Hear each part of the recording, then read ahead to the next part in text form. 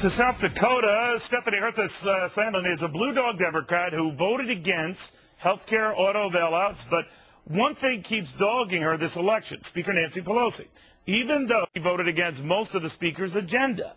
To the Republican putting her to the test, Kristi Noem, by the way, we called Congresswoman Herth's office, say that 3 times fast, a number of times. So far, no response, but always, like I say, hope springs eternal. It's no good to have you.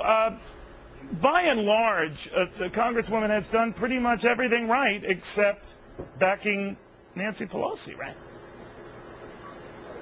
Are you speaking to me, Neil? Yes.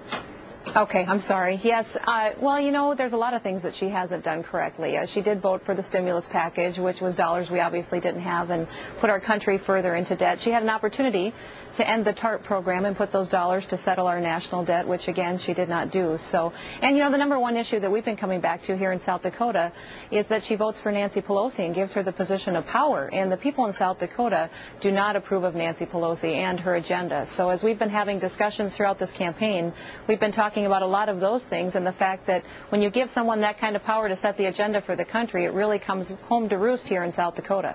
Ms. Noem, the fact of the matter is when she hasn't voted for some of the other big things like health care that proves such an enough budget, so many in your state and elsewhere, and some of the, you know, the follow-up big spending programs, leaving aside stimulus, which I know is quite an asterisk there, she's not totally out of sync with voters in your state, is she?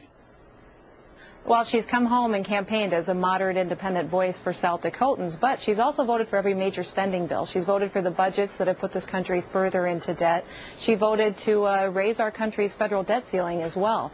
All of that is coming back with some ramifications to South Dakota voters. A lot of people voted to raise the debt ceiling because government would shut down without it, right? Mm-hmm. Well, a lot of people did, but that doesn't make it right. You know, would you, if you were facing that? Well, let me ask you. No. If you were facing that, would you vote to raise the debt ceiling?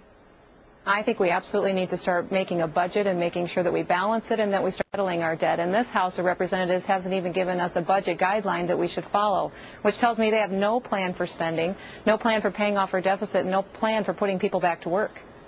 All right. Ms. Noem, thank you very much.